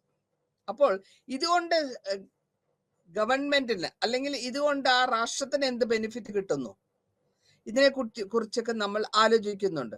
അതിനെ നമ്മൾ എക്സ്പ്ലെയിൻ ചെയ്യും. പൊളിറ്റിക്കലായിട്ട് രാഷ്ട്രീയപരമായി എന്ത് സോഷ്യലൈസേഷൻ വരുന്നു, ഏത് വിധത്തിൽ ഏത് പാറ്റേണിൽ വരുന്ന ഒരു രാഷ്ട്രീയ കൾച്ചർ ഉണ്ടാകുന്നു, അങ്ങനെ നമ്മൾ അതിനെപ്പറ്റി ആലോചിക്കാൻ തുടങ്ങും. അതേമാതിരി തന്നെ അത് എത്രത്തോളം ആർട്ടിക്കുലേറ്റ് ആയിട്ട് വളരെ ടെക്നിക്സ് എന്തൊക്കെയാണ് അവിടെ ഉപയോഗിച്ചിട്ടുള്ളത്. അതേമാതിരി തന്നെ അഗ്രഗേഷൻ, ഏതൊക്കെ സ്റ്റൈലിലാണ് പൊളിറ്റിക്കൽ റിക്രൂട്ട്മെന്റ് അല്ലെങ്കിൽ അതിനെപ്പറ്റി ആ വിശ്വാസികൾക്ക് ജോയിൻ ചെയ്യാൻ പറ്റുന്നത്, ഏത് വിധത്തിലുള്ള രാഷ്ട്രീയ സിമ്പതി അല്ലെങ്കിൽ എഫിഷ്യൻസി ഇവർക്കുണ്ടോ, ഇവർക്ക് ഈ വരുന്ന റൂളിംഗ് പദവിയിലേക്ക് എത്തുന്നവർക്കുണ്ടോ, ഇതൊക്കെ നോക്കുന്നുണ്ട്. അപ്പൊ അങ്ങനെ വരുമ്പോൾ നേഷൻ ബിൽഡിംഗ് എന്നുള്ള ഒരു സിസ്റ്റത്തില് പൊളിറ്റിക്കൽ കൾച്ചറൽ ഐഡന്റിറ്റി, ഒരു രാഷ്ട്രത്തിന്റെ ഒരു വിചാരങ്ങളുടെ ഒരു ഗ്രൂപ്പ്, അങ്ങനത്തെ ഗ്രൂപ്പ്, അതാണ് പോപ്പുലേഷൻ. ഇപ്പോ നമ്മൾ ഇതിനു മുമ്പ് പഠിച്ചിട്ട് അല്ലെങ്കിൽ ഇതിനു മുമ്പ് നിങ്ങൾ കേട്ടിട്ടുണ്ടാവും, മാർക്സിസ്റ്റിനെ ഫോളോ ചെയ്യുന്നവര് അല്ലെങ്കിൽ മാർക്സിസ്റ്റ് സിദ്ധാന്തങ്ങളെ ഫോളോ ചെയ്യുന്നവര് മാർക്സിസ്റ്റ് എന്ന് പറയാം. അതേമാതിരി കോൺഗ്രസ് സിദ്ധാന്തങ്ങളെ ഫോളോ ചെയ്യുന്നവര് കോൺഗ്രസ് എന്ന് പറയുന്നു. അപ്പൊ ഈ ഒരേ വിധത്തിലുള്ള ഐഡന്റിറ്റി ഉണ്ടാവും ഒരു ഗ്രൂപ്പിന്. അപ്പോഴാണ് അതൊരു പാർട്ടി ആവുന്നത്. ആ പാർട്ടിയിൽ അംഗത്വമുള്ള ആൾക്കാര് അതേ ചിന്തകരായിരിക്കും, അതേ വിധത്തിലായിരിക്കും അവര് വിചാരിക്കുന്നത്, അതേ വിധത്തിലായിരിക്കും അവര് പ്രവർത്തിക്കുന്നത്. അപ്പോ അവരുടെ സ്റ്റേറ്റ് ബിൽഡിങ്ങില് അത് തന്നെ വരും. അതേമാതിരി തന്നെ അവരുടെ മോഡേണൈസേഷനിലും എന്ത് വരുമോ അത് ഒരേ ചിന്ത വരണം. ഇവിടെ നമ്മൾ പറയുന്നത് വെസ്റ്റേൺ പാത്തിന്റെ ഡെവലപ്മെന്റ്. അന്നത്തെ കാലത്ത് പാശ്ചാത്യ ഗവൺമെന്റിൽ ഏതൊക്കെ വ്യത്യാസങ്ങൾ വന്നിരുന്നോ അതിനെയാണ് വേൾഡ് പൊളിറ്റിക്സ് എന്ന് പറയാ.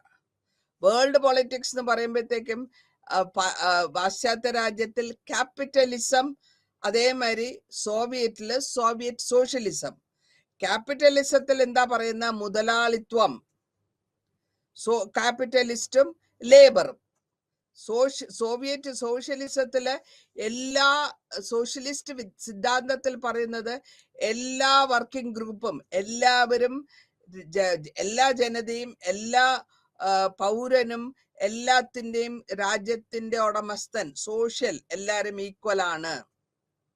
അപ്പൊ ഇങ്ങനത്തെ സിദ്ധാന്തങ്ങൾ കണ്ട് വളർന്നു വരുന്നു. അതിനെ ഐഡന്റിഫൈ ചെയ്ത് കണ്ടുപിടിക്കുന്നു. അതേമാതിരി തന്നെ നമ്മൾ സിമ്പതൈസ് ചെയ്യുന്നു.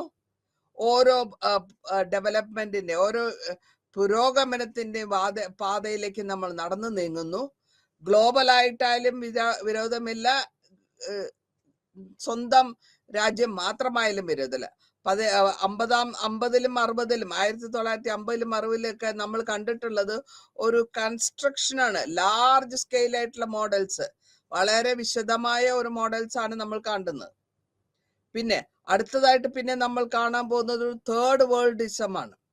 ഇതിൽ കൂടി 80-ാം നൂറ്റാണ്ടാവുമ്പോഴത്തേക്കും ഒരു കമ്പാരിസൺ നാരോ ആവുകയും സ്മോളർ യൂണിറ്റ്സ് ആയിട്ട് മാറുകയും ഒരു ഗ്ലോബലൈസേഷൻ, നമ്മൾ പറയുന്നത് എല്ലാ ഗ്ലോബലൈസേഷൻ എന്ന് പറയുന്ന ആഗോളവൽക്കരണം എന്ന് പറയാം, അത് നടക്കാണ്.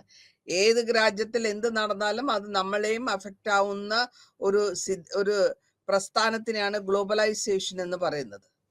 അപ്പോൾ ഇതിൽ കമ്പാരിസന്റെ ഡൈവേഴ്സിഫിക്കേഷൻ കണ്ടുപിടിച്ച് എത്രത്തോളം സ്റ്റേറ്റ് ഗവൺമെന്റ് അല്ലെങ്കിൽ നോൺ സ്റ്റേറ്റ് ഗവൺമെന്റോ അല്ലെങ്കിൽ എത്രത്തോളം ഗവൺമെന്റൽ ആക്ടേഴ്സോ ആരാണോ ഇതിൽ കണക്ഷനായിട്ട് വരുന്നത്, ഇന്റർ കണക്ഷൻസ് വരുന്നത്, ഇക്കണോമിക്കലായിട്ട് ധനപരമായി എന്തൊക്കെ ലിങ്കേജ് ആണ് വരുന്നത്, എത്രത്തോളം ടെക്നോളജി റെവല്യൂഷൻസ് ഇൻവോൾവ് ആയിട്ടുണ്ട്, അല്ലെങ്കിൽ ഇതൊക്കെ കണ്ടുപിടിച്ച് നമ്മൾ ഇപ്പോൾ വളരെ ക്ലിയർ ആയിട്ട് പറയുമ്പോഴത്തേക്ക് നമ്മളുടെ ഇന്ത്യൻ ഭരണഘടനയിൽ തന്നെ എങ്ങനെ ഇരുന്ന രാജ്യമാണ് ഇപ്പോൾ ടെക്നോളജി അഡ്വാൻസ്മെന്റ് വന്ന് നമ്മളുടേതായ സ്വന്തം ടെക്നോളജിക്കൽ സ്പേസ് ക്രാഫ്റ്റിനും അതേമാതിരി തന്നെ ചന്ദ്രനിൽ പോയി നമ്മളുടെ സയൻസിന്റെ ഡെവലപ്മെന്റ് അത്രത്തോളം വന്നു എന്ന് പറയുമ്പോൾ നമ്മൾ എവിടെയാ കോമ്പറ്റീഷൻ വരുന്നത്? വലിയ ഡെവലപ്പായിട്ടുള്ള അല്ലെങ്കിൽ വളരെ വിസ്തൃതമായി വന്നിട്ടുള്ള രാജ്യത്തോടാണ് നമ്മൾ സ്വയമേ കമ്പയർ ചെയ്ത് നമ്മൾ പുരോഗമിക്കാൻ ശ്രമിച്ചുകൊണ്ടിരിക്കുന്നത്. അപ്പോൾ ഇതൊക്കെ ഒരു വിധത്തിൽ പറയുകയാണെങ്കിൽ വ്യതിയാനങ്ങൾ വരുന്നു, വ്യത്യാസങ്ങൾ വരുന്നു. അതിൽ കൂടി നമ്മളെ കമ്പയർ ചെയ്യുന്ന, നമ്മളെങ്ങനെ പിന്നാക്കം പോകാൻ പാടില്ല എന്നുള്ള ഒരു തോന്നൽ വരുന്നതുകൊണ്ടാണ് നമ്മൾക്ക് മുന്നോട്ട് പോകാനും കമ്പയർ ചെയ്യാനും അതിനെപ്പറ്റി നമ്മൾ വർക്ക് ചെയ്യാനും ആലോചിക്കുന്നത്. ഇനി നമ്മൾ പറയാൻ പോകുന്നത് എന്താ, ചരിത്രപരമായിട്ടുള്ള കമ്പാരിറ്റേറ്റീവ് പോളിറ്റിക്സ് ആണ്. അപ്പോൾ ചരിത്ര വിധത്തിൽ നമ്മൾ നോക്കുമ്പോൾ ഏത് വിധത്തിലാണ് ചരിത്രത്തിൽ നമ്മൾ പിന്നാലേണ്ടത്, അല്ലെങ്കിൽ ഏത് വിധത്തിൽ? അത് ചരിത്രം എന്ന് പറയുമ്പോൾ ആദ്യം നമ്മൾ ഉദ്ദേശിക്കുന്നത് ജോഗ്രാഫിക്കൽ സ്പേസ് ആണ്.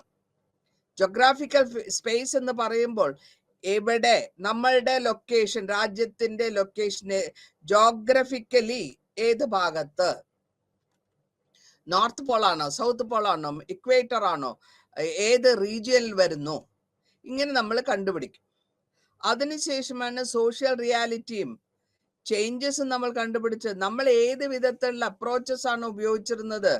നമ്മൾ കമ്പാരിറ്റീവ് സ്റ്റഡിയിൽ നമ്മൾ ക്യാപിറ്റലിസ്റ്റ് ആണോ, മുതലാളിത്വം എന്നുള്ള അങ്ങനെയാണോ നോക്കിയത്, സോഷ്യലിസ്റ്റ് ആണോ, അല്ലെങ്കിൽ റഷ്യമാരി സോഷ്യലിസ്റ്റ് ആറ്റിറ്റ്യൂഡ് ഉള്ളവരാണോ, അല്ലെങ്കിൽ രണ്ടും കൂടെ മിക്സ്ഡ് ആണോ, അല്ലെങ്കിൽ ഇൻഡിജിനിയസ് സ്വന്തമായിട്ടുള്ള ഒരു വ്യത്യാസമുണ്ടോ?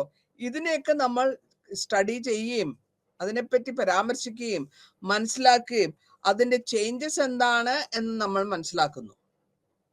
ഇനി ഇതിൽ ഇങ്ങനെ വരുന്ന താരതമ്യപ്പെടുത്തിയുള്ള രാഷ്ട്രീയം താരതമ്യപ്പെടുത്തുന്നതിനുള്ള ഇത് എങ്ങനെ വന്നു, ഒറിജിനാലിറ്റി എവിടെ നിന്നാ വരുന്നത്? ഒറിജിനലായിട്ട് നോക്കുമ്പോൾ ആദ്യ കാലഘട്ടത്തിലെ അരിസ്റ്റോട്ടൽ തുടങ്ങി എല്ലാ തത്വചിന്തകന്മാരും, മെക്കാബലി ആയാലും ശരി, ജോൺ ലോക്ക് ആയാലും ശരി, മാക്സ് വെബർ ആയാലും ശരി, ആദ്യ കാലഘട്ടങ്ങളിൽ എങ്ങനെ ഉണ്ടായിരുന്നോ അതിനെപ്പറ്റി ഗ്രീക്ക് ഫിലോസഫർ അരിസ്റ്റോക്രറ്റിൽ ചെയ്ത അതേ മെത്തേഡിൽ ഫോളോ ചെയ്ത് വരുന്നു. അരിസ്റ്റോക്രറ്റിൽ സ്റ്റഡി ചെയ്തത് 150 സ്റ്റേറ്റിനെയാണ്. അതിനെ ക്ലാസിഫൈ ചെയ്യുന്നു, തരംതിരിക്കുന്നു. അത് റീജിയൻ അനുസരിച്ച് അതിനെ തരംതിരിക്കുന്നു. അതിനുശേഷം ഇതിനെ ഡിസ്ക്രിപ്റ്റീവായിട്ട് നോർമേറ്റീവായിട്ട് കാറ്റഗറീസ്, വിശാലമായിട്ടും നോർമേറ്റീവായിട്ടും അതിനെ 2 ഭാഗമായിട്ട് തിരിക്കുന്നു. അതിന് ഡിസ്ക്രിപ്റ്റീവും ക്ലാസിഫൈഡ് റീജിയൻസിലും പൊളിറ്റിക്കൽ സിസ്റ്റത്തില് ഏത് വിധത്തിലുള്ള പൊളിറ്റിക്കൽ സിസ്റ്റം ആയിരിക്കും അവിടെ ഉപയോഗിക്കാൻ പറ്റുക? ഡെമോക്രസി ആണോ, അരിസ്റ്റോക്രസി ആണോ, മൊണാർക്കി ആണോ? ഇതും പുള്ളി വിശദീകരണം ചെയ്തിട്ടുണ്ട്, ഡിസ്റ്റിങ്വിഷ് ചെയ്തിട്ടുണ്ട്, വ്യത്യാസങ്ങൾ കണ്ടുപിടിച്ചിട്ടുണ്ട്.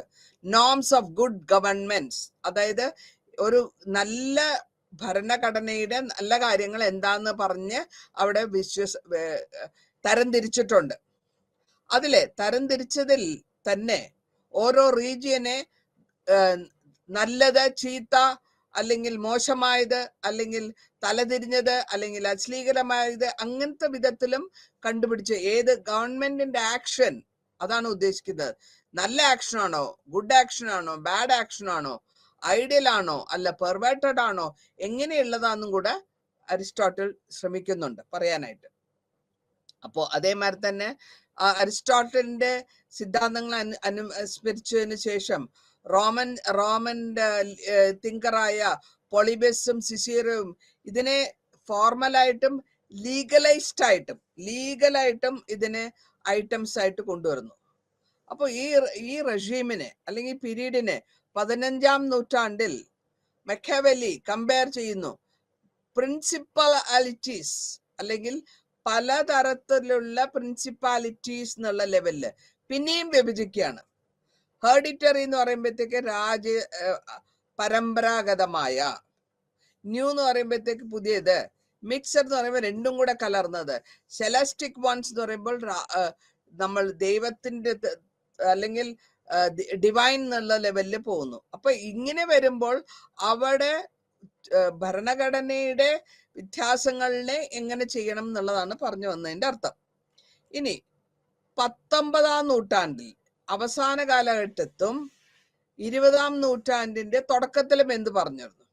അപ്പോൾ 19ാം നൂറ്റാണ്ടിന്റെ അവസാനത്തിൽ ഇങ്ങനെ വന്ന് 20ാം നൂറ്റാണ്ട് തുടങ്ങുകയാണ്. അവിടെ ചോദിച്ചിരുന്നത് എന്ത് ഓർഡർ, എന്താണ് ഐഡിയൽ സ്റ്റേറ്റ്, ഏതാണ് ഐഡിയൽ സ്റ്റേറ്റ്, അതായത് ഏത് ഭരണമാണ് നല്ലത്. അതിനാണ് നമ്മൾ നേരത്തെ പറഞ്ഞ അബ്സ്ട്രാക്റ്റ് ആയിട്ട് നോർമേറ്റീവ് ആയിട്ടുള്ള വൊക്കാബുലറി, ഏത് ഭാഷയാണ് നമ്മൾ ഉപയോഗിക്കുന്നത്, ഏത് പെർസിസ്റ്റീവ് ആയിട്ടുള്ള നമ്മളുടെ സ്റ്റഡീസ് 19ാം നൂറ്റാണ്ടിലും 20ാം നൂറ്റാണ്ടിലെ തുടക്കത്തിൽ നമ്മൾ എന്ത് ആലോചിച്ചിരുന്നു, അല്ലെങ്കിൽ ലിബറലിസം എന്ന് വെച്ചാൽ ലിബറലായിട്ട് കുറച്ചുകൂടെ വിശാലമായിട്ട് ആലോചിക്കുക, അങ്ങനെ ആലോചിച്ചിരുന്നോ? ബാക്കിയുള്ള രാജ്യങ്ങളായ ഏഷ്യ, ആഫ്രിക്ക, ലാറ്റിൻ അമേരിക്ക, എങ്ങനെയായിരുന്നു യൂറോപ്യൻ കോളനീസ്, ഇവരുടെ എക്സ് കോളനികളായിരുന്നു, ഇതൊക്കെ മാറിയ ശേഷം എന്തായിരുന്നു, എങ്ങനെ വന്നു? അപ്പൊ ഈ കാലഘട്ടത്തിലും ജെയിംസ് ബ്രേസ് മോഡേൺ ഡെമോക്രസീസ്, അതേമാതിരി ഹെർമൻ ഫിന്നിന്റെ theory and practice of modern governments, Carl J ഫെഡറിച്ചിന്റെ constitutional government and democracy, Roberto മെക്കാലോന്റെ പൊളിറ്റിക്കൽ പാർട്ടീസ്, മോറിസ് ഡുവർജന്റെ പൊളിറ്റിക്കൽ പാർട്ടീസ്, ഇതിലൊക്കെ കമ്പാരിറ്റീവ് സ്റ്റഡീസ് ചെയ്തിട്ടുണ്ട്. ഇതിനെ പറ്റി, ഇൻസ്റ്റിറ്റ്യൂഷനെ പറ്റി, സ്റ്റേറ്റ് എന്ന് പറയുന്ന ഇൻസ്റ്റിറ്റ്യൂഷനെ പറ്റി, അതിനുശേഷം ഏത് വിധത്തിലായിരിക്കണം പവർ, എങ്ങനെയായിരിക്കണം പവർ ഡിസ്ട്രിബ്യൂട്ട് ചെയ്തിട്ടുണ്ട്, അതായത് പവർ തരംതിരിച്ച് കൊടുക്കേണ്ടത് എങ്ങനെ, റിലേഷൻഷിപ്പ്, ഓരോ ഗവൺമെന്റും അവരുടേതായ ലെയർ ഓഫ് ഗവൺമെന്റിന്റെ ഘടനയിൽ ഏത് റിലേഷൻഷിപ്പാണ് കൊണ്ടുവരുന്നത്, യൂറോസെൻട്രിക് ആണോ, സ്വന്തമായിട്ടുള്ള ആകവരത്തിലാണോ, അല്ലെങ്കിൽ നമ്മൾക്ക് അറിയാൻ പറ്റുന്നത് നിങ്ങൾ സ്വന്തമായിട്ടുള്ള ഒരു സ്വന്തം നെസ്റ്റിൽ കൊണ്ടുവരുന്നോ, കേന്ദ്രമായിട്ടുള്ള ഇതിൽ കൊണ്ടുവരുന്നോ, ഏത് സ്റ്റഡീനെയാണ് നിങ്ങൾ ഉപയോഗിക്കുന്നത്, ഇൻസ്റ്റിറ്റ്യൂഷൻ ഏതാണ്? അപ്പൊ അങ്ങനെ നമ്മൾ സ്വന്തമായിട്ട് ആലോചിച്ച് വിശകലനം ചെയ്ത് രാഷ്ട്രീയ പ്രക്രിയകളാണ്, അതായത് പ്രക്രിയകൾ എന്ന് പറയുമ്പോൾ ആക്ടിവിറ്റീസ് ആണ്. ഇങ്ങനെ ആക്ടിവിറ്റീസിനെ അവര് അനലൈസ് ചെയ്യുന്നു. പല വിധത്തിൽ പല രാജ്യങ്ങൾ ചെയ്ത് എറർ ആൻഡ് ട്രയൽ എന്നുള്ള മട്ടിൽ ഓരോ രാജ്യങ്ങളും ചെയ്യുന്നതും കണ്ടതും, ബ്രിട്ടൻ ആയാലും ശരി, ഫ്രാൻസ് ആയാലും ജർമ്മനി ആയാലും ശരി, എന്ത് ചെയ്തു, എങ്ങനെ കണ്ടു, അതിനുശേഷം എന്താ അനുഭവിച്ചു, അല്ലെങ്കിൽ ജനറലൈസേഷൻ വരുന്നു.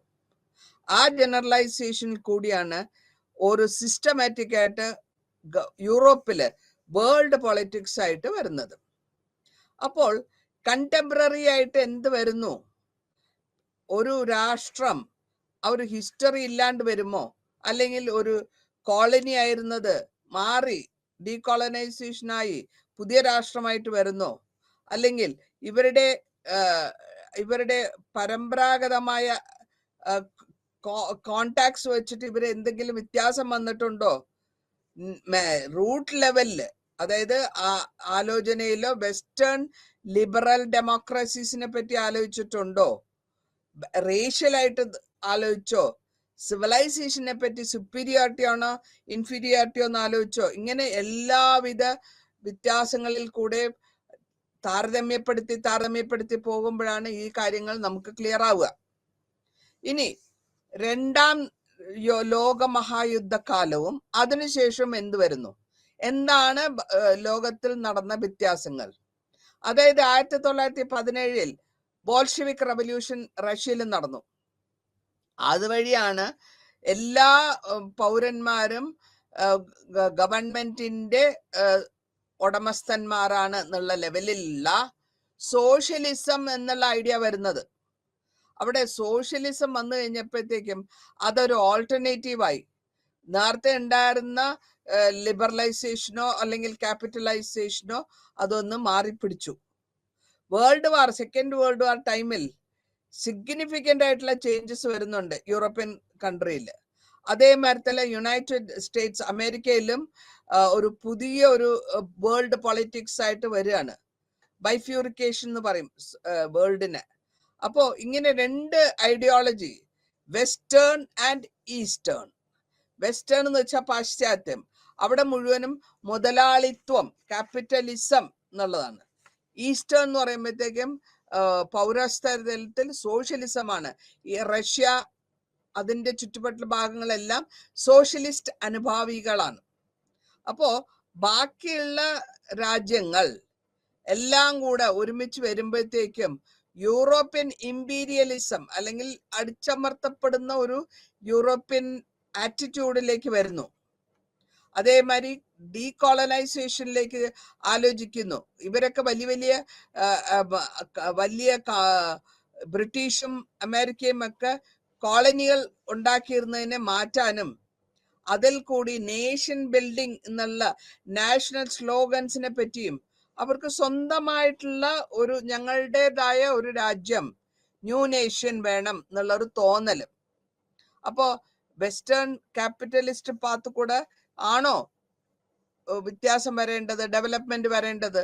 അതേ സോഷ്യലിസ്റ്റ് ആയിട്ടുള്ള സിമ്പതിയിൽ കൂടിയാണോ? അങ്ങനെയാണ് ഇത് ക്വസ്റ്റ്യൻ വരികയാണ്. അപ്പൊ ഇവിടെ പവർ ബ്ലോക്ക് എന്ന് പറയുന്നതിനെ ഒന്ന് ഏതിൽ ജോയിൻ ചെയ്യണം എന്നുള്ളതാണ്. അപ്പൊ ഡീകോളനൈസേഷൻ ചെയ്തു വരുന്ന രാജ്യങ്ങൾ അല്ലെങ്കിൽ സ്വാതന്ത്ര്യം കിട്ടുന്ന രാജ്യങ്ങൾ എവിടെ ജോയിൻ ചെയ്യണം, അല്ലെങ്കിൽ എങ്ങനെ ഇൻവോൾവ്, അവരുടെ ഭരണഘടനയെ ഏത് ലെവലിൽ കൊണ്ടുപോകണം എന്ന് അങ്ങനെ ആലോചിക്കുന്നു. അങ്ങനെയാണ് താൻസാനിയയിലെയും മിക്സഡ് എക്കോണമി മോഡൽ, ഇന്ത്യയിൽ ഉണ്ടായിരുന്ന മിക്സഡ് ആയിട്ടുള്ള എക്കോണമി മോഡൽ ഉണ്ടായിരുന്നത്. അതായത് രണ്ടും സോഷ്യലിസവും ക്യാപിറ്റലിസത്തിനെയും കൂടെ കലർത്തുക, അതാണ് മിക്സഡ് എക്കോണമി. അപ്പൊ രണ്ടിനെയും ഉപയോഗിച്ചുകൊണ്ടുള്ള ഒരു ആറ്റിറ്റ്യൂഡാണ് ഇന്ത്യ എടുത്തത്. അത് തന്നെയാണ് താൻസാനിയയിൽ നമുക്ക് കാണാൻ പറ്റുന്നത്. അപ്പോ 1940 ഓരോ ഇൻസ്റ്റിറ്റ്യൂഷനും ലീഗലായിട്ട് പഠിച്ചു വരുമ്പോൾ കോൺസ്റ്റിറ്റ്യൂഷണൽ പ്രിൻസിപ്പിൾസിനെ റെഗുലേറ്റ് ചെയ്യുന്നത് എന്തായിരിക്കും? അതേമാതിരി തന്നെ ഫങ്ഷൻ ചെയ്യുന്ന വെസ്റ്റേൺ, അതായത് ലിബറൽ ഡെമോക്രസീസ് എങ്ങനെയായിരിക്കും?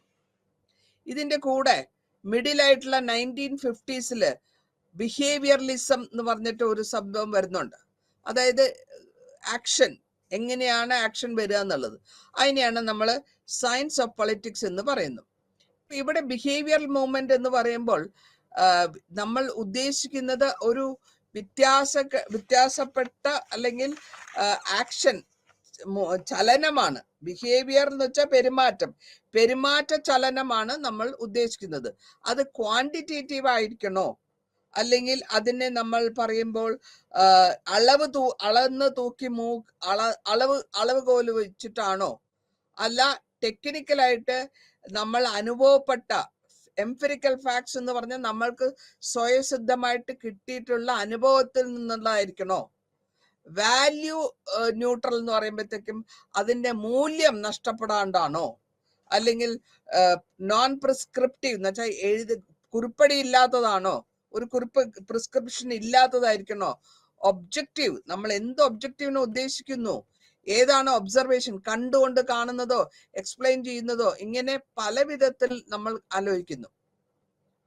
ഈ ബിഹേവിയറലിസത്തിൽ ഇവര് ഉദ്ദേശിക്കുന്നത് എന്താന്ന് വെച്ചാല് പൊളിറ്റിക്കലായിട്ട് നമുക്ക് ഏത് സിസ്റ്റം ഫങ്ഷൻ ചെയ്യാൻ നമുക്ക് പറ്റും. അതിൽ ചോദിക്കുന്നത് ഓരോരുത്തരുടെയും ബിഹേവിയർ വ്യത്യാസം ഉണ്ടാവും. ഒരേ കുടുംബത്തിൽ തന്നെ 4 മക്കളുണ്ടെങ്കിൽ 4 പേരുടെ പെരുമാറ്റച്ചട്ടം വ്യത്യാസം ഉണ്ടാവും. അത് ഇൻഡിവിജ്വൽ വ്യത്യാസമാണ്.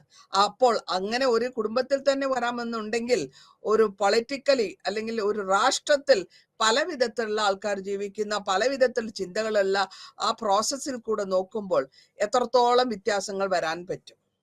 അപ്പൊ ഇതാണ് 1955 റോയ് മെക്രഡിസ് ക്രിട്ടിസൈസ് ചെയ്യുന്നുണ്ട് കമ്പാരിറ്റീവ് സ്റ്റഡീസിനെ പറ്റി. പ്രിവിലേജ് ചെയ്യുന്നു, നോൺ ഫോർമൽ ആയിട്ടുള്ള പൊളിറ്റിക്കൽ ആയിട്ടുള്ള പ്രോസസ്സ് വേണോ, വിദ്യാലയങ്ങൾ വേണോ, ഡിസ്ക്രിപ്റ്റീവ് ആയിട്ടുള്ളത് വേണോ, അതായത് ഡിസ്ക്രിപ്റ്റീവ് ആണോ അല്ല അനലൈസ് ചെയ്തിട്ടുള്ളതാണോ വേണ്ടത്, കേസ് സ്റ്റഡി ആയിട്ട് എടുത്തതാണോ വേണ്ടത് എന്നൊക്കെ പറഞ്ഞ് പരാമർശിക്കുന്നുണ്ട്. അപ്പൊ ഈ വിധത്തിൽ ഓരോ പീരീഡിനും അതിൻ്റെതായ സെൻസിറ്റിവിറ്റി ഉണ്ട്, അതായത് അതിൻ്റെതായ പ്രത്യാഘാതങ്ങളുണ്ട്. അതിനെ റീകൺസെപ്റ്റലൈറ്റ് ചെയ്തു വരുമ്പോഴത്തേക്കും അല്ലെങ്കിൽ പുതിയ ആശയങ്ങൾ കൊണ്ടുവരുമ്പോൾ ഈ പുതിയ ആശയങ്ങൾ ഓരോ എക്സാമ്പിള് കൊണ്ടുവരുന്നു, അല്ലെങ്കിൽ ഓരോ വിധത്തിലുള്ള മാതൃകയായിട്ട് കൊണ്ടുവരുന്നു, മാതൃകയായിട്ട് കൊണ്ടുവരുന്നു. അപ്പോൾ ഈ പാരഡിഗംസ് അല്ലെങ്കിൽ എക്സാമ്പിൾസ് അല്ലെങ്കിൽ അതിൻ്റെതായ മാതൃക ലാർജ് സ്കെയിലുള്ള ഒരുപാട് കമ്പാരിസൺ ചെയ്യുമ്പോൾ റിജക്ഷനും വരാം, ട്രഡീഷൻസ് വേണം. ചിലര് പറയും പഴയ വിധത്തിലുള്ള ഗവൺമെന്റ് ആണ് നല്ലതെന്ന്. ലാംഗ്വേജ് ഉപയോഗിക്കുന്നത് പല വിധത്തിലും മാറാൻ പറ്റും. അതേമാതിരി തന്നെ American social scientist research council comparative study politics 1954 ഒരു ഓർഗനൈസേഷൻ ഉണ്ടാക്കുന്നു. അതിൽ കൂടെ അവർ ഉദ്ദേശിക്കുന്നത് ഇതിനെപ്പറ്റി പഠിക്കുക, ഇതിനെപ്പറ്റി ഡീറ്റെയിൽ ആയിട്ട് പഠിച്ചു വരിക, അതാണ് അവർ ഉദ്ദേശിച്ചതിന്റെ അർത്ഥം. ഇതിൽ കൂടെ നമ്മൾ പൊളിറ്റിക്കലായിട്ട് എന്തൊക്കെ കണ്ടുപിടിക്കാൻ പറ്റും, റീജിയണലിസം, റിയലിസം പ്രാക്ടീസിൽ ചെയ്യാൻ പറ്റുമോ, ലീഗലിസം ആയിട്ട് ചെയ്യാൻ പറ്റുമോ എന്നുള്ളതാണ് നമ്മൾ ഓരോരുത്തരുടെയും ബിഹേവിയർ അല്ലെങ്കിൽ ഓരോരുത്തരുടെയും ആക്ഷൻസ് മുഖാന്തരം കണ്ടുപിടിക്കാൻ പറ്റുക എന്നാണ് പറഞ്ഞതിന്റെ അർത്ഥം. ഇനി നമ്മൾ യൂണിവേഴ്സൽ ആയിട്ടുള്ള ഫുൾ വേൾഡിനെ ഉപയോഗിച്ച് വരുമ്പോൾ ന്യൂ നേഷൻസിൽ നമ്മൾ പറഞ്ഞു. ഇതേമാതിരി തന്നെ നമ്മൾ കൂടുതലായിട്ട് കാണുന്നത് എന്താ വെച്ചാല് ഡേവിഡ് എൻസ്റ്റന്റെ ഒരു പോസ്റ്റ് ബിഹേവിയറലിസം എന്നുള്ള പറഞ്ഞൊരു സിസ്റ്റം വരുന്നുണ്ട്. അവിടെ കാണുന്നത് സയന്റിഫിക് ആയിട്ടുള്ള തോട്ടുകളാണ്, അവരുടെ വ്യത്യാസങ്ങളാണ്. ഫെമിനിസ്റ്റ് മൂവ്മെന്റ്സ് വരുന്നുണ്ട്, എൻവയറമെന്റൽ മൂവ്മെന്റ്സ് വരുന്നുണ്ട്. ഇങ്ങനെ ഡേവിഡ് എഡിസൺ പ്രസിഡൻഷ്യൽ അഡ്രസ്സിൽ ഈ അസോസിയേഷൻ, പൊളിറ്റിക്കൽ സ്റ്റഡീസിന്റെ അസോസിയേഷൻ ഉണ്ടാക്കിയപ്പോൾ അതിനെപ്പറ്റി ഹാൾമാർക്കായിട്ട് മൂവ്മെന്റ് പറയുന്നുണ്ട്. അതിൽ 1-2 പറഞ്ഞെന്ന് ഇങ്ങനെ പോകുന്നുണ്ട്. ആദ്യത്തേത് ഏത് ടെക്നിക്ക് നമ്മൾ ഉപയോഗിക്കണം, ഡോമിനേഷൻ ആണോ അല്ല വേണ്ടയോ, പിന്നെ സിംപ്ലി അതിന്റെ അനുഭവം മാത്രം എടുത്താൽ മതിയോ അല്ല അതിന് കൂടുതലായിട്ട് കൺസർവേറ്റീവ് ആയിട്ട് എടുക്കണോ, ഇങ്ങനെയും ചോദിക്കുന്നുണ്ട്. പിന്നെ സൊഫിസ്റ്റിക്കേഷൻ വേണോ, ഭയങ്കരമായിട്ടുള്ള സൊഫിസ്റ്റിക്കേഷൻ വേണോ, സയൻസിനെ ന്യൂട്രൽ ആയിട്ട് ഉപയോഗിക്കണോ അല്ല വാല്യൂ ജഡ്ജ്മെന്റ് മതിയോ, ഇങ്ങനെ ഇന്റലക്ച്വൽ ആയിട്ട് ഓരോ മനുഷ്യരാശിനെ പറ്റിയുള്ള കഥകൾ സിവിലൈസേഷൻസ് എടുത്ത് ചെയ്യണോ, അല്ലെങ്കിൽ കമ്മിറ്റ്മെന്റ് ഓരോ ഇൻസ്റ്റിറ്റ്യൂഷണലൈസ് ചെയ്തിട്ടുള്ള കമ്മിറ്റ്മെന്റ് മതിയോ? ഇതിനെപ്പറ്റി പണ്ഡിതന്മാരും യൂണിവേഴ്സിറ്റികളിലും പറഞ്ഞിട്ടുള്ളത് മതിയോ? ഇങ്ങനെ പ്രൊഫഷണൽ വൈസും ഇത് പോയിക്കൊണ്ടേയിരിക്കുന്നുണ്ട്. അപ്പോൾ ഇനി നമ്മൾ 1970 കടക്കുകയാണ്.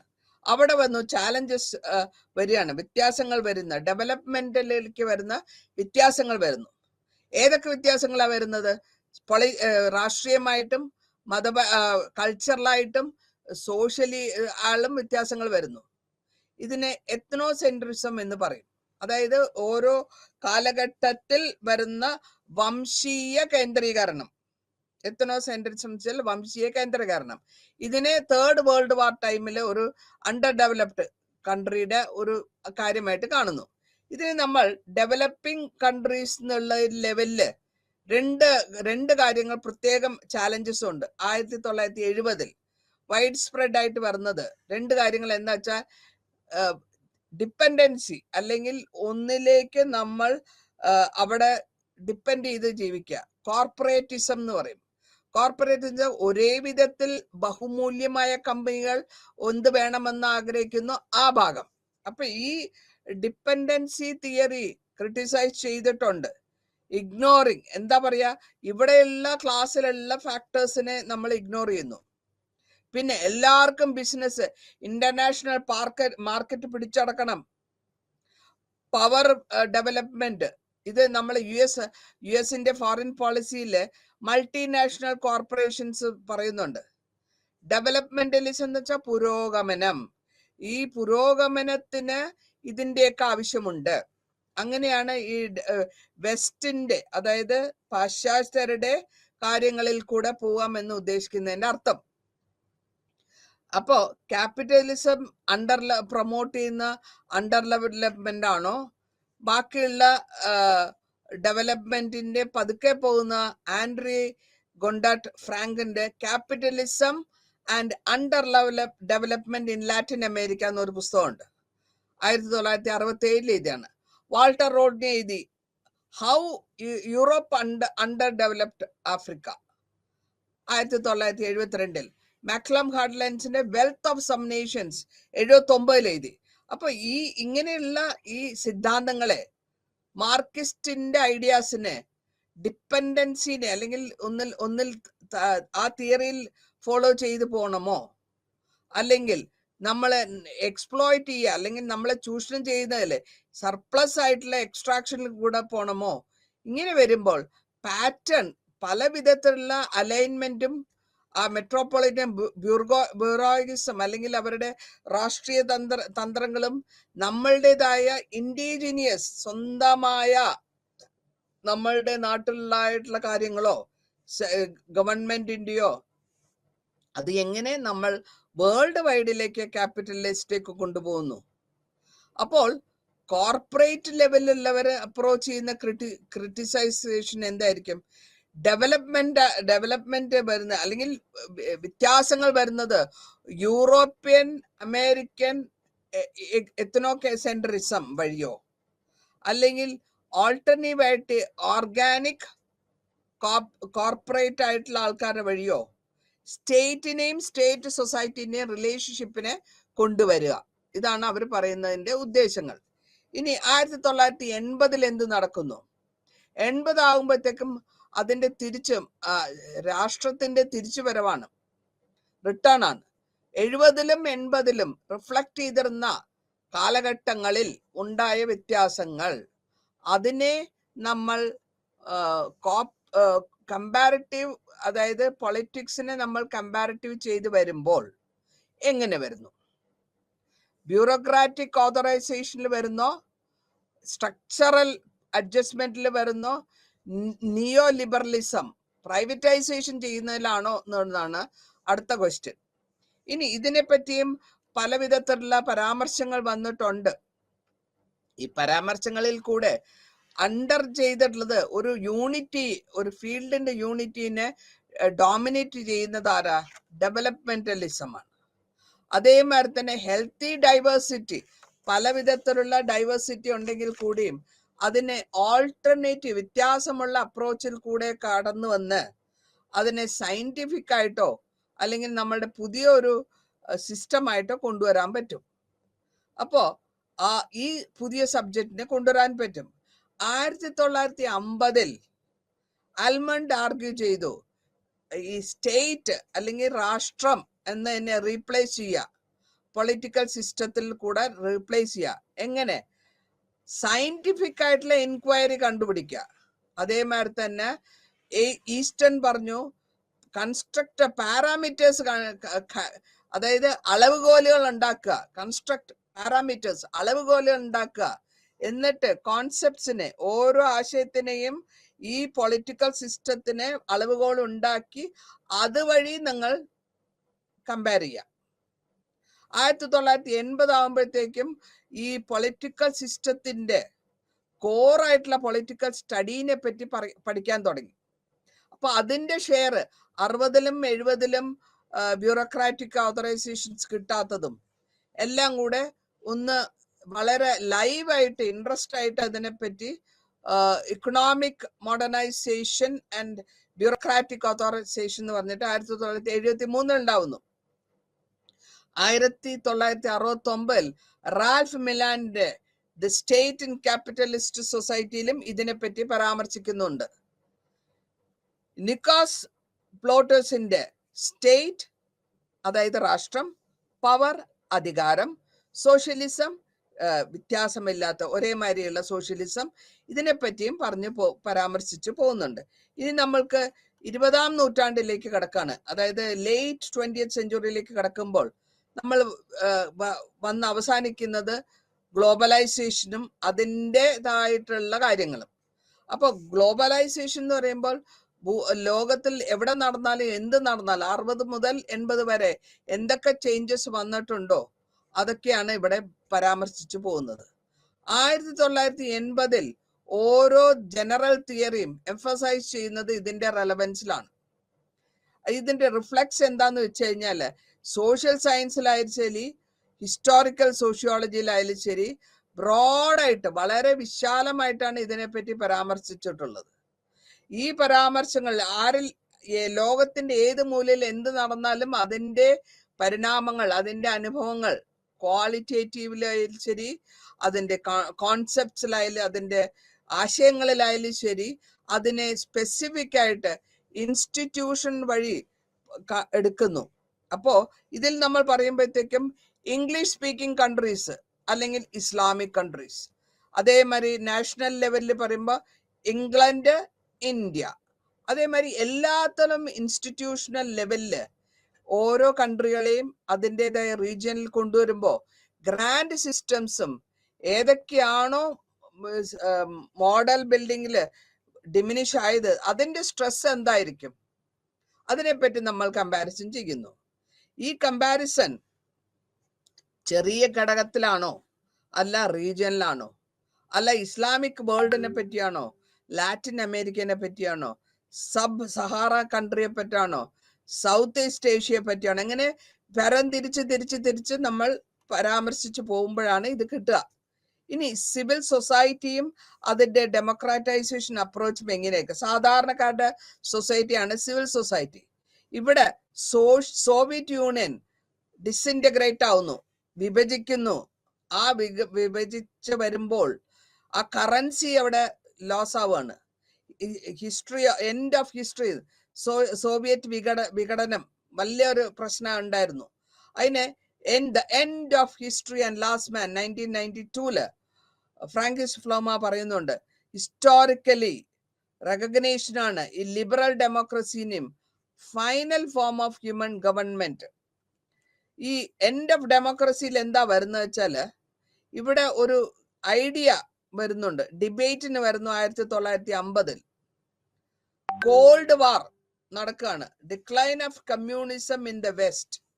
അതേമാതിരി തന്നെ western liberal scholars economic advancement industrial ആയിട്ടുള്ള കൺട്രികളിൽ ഏതൊക്കെ പ്രോബ്ലംസ്, ഇഷ്യൂസ് ഓഫ് ഫ്രീഡം, ഏതൊക്കെ വിധത്തിലുള്ള ഫ്രീഡങ്ങളുണ്ട്, അത് സ്റ്റേറ്റിന്റെ, രാഷ്ട്രത്തിന്റെ പവർ, തൊഴിലാളികളുടെ റൈറ്റ്സ്, ഇതിനെപ്പറ്റിയൊക്കെ കമ്പനികൾ ഡിസ്കസ് ചെയ്യാൻ തുടങ്ങി. അതേമാതിരി തന്നെ അവരുടെ ഡെവലപ്മെന്റിൽ ഏതൊക്കെ ഐഡിയോളജിയാണ് ഉപയോഗിച്ചിട്ടുള്ളത്, ഏർലി തുടക്കത്തിൽ 90s തുടക്കത്തിൽ എൻഡ് ഓഫ് ഹിസ്റ്ററി ഗ്ലോബലൈസേഷനും വരുന്നു. അപ്പോൾ ഗ്ലോബലൈസേഷനിൽ കൂടെ നമ്മൾ ഉദ്ദേശിക്കുന്നത് കണ്ടീഷൻസ് സയന്റിഫിക് ആയാലും ടെക്നോളജിക്കൽ ആയാലും ഇക്കണോമിക് ആയാലും പൊളിറ്റിക്കലായിട്ട് എവിടെ നടന്നാലും അതിന്റെ പരിണാമം എല്ലാവർക്കും അനുഭവപ്പെട്ടുകൊണ്ടിരിക്കുന്നുണ്ട്. അപ്പൊ ഈ ഫോക്കൽ പോയിന്റ് ആയിട്ട് വരുന്നത് സെൻട്രലാണ്.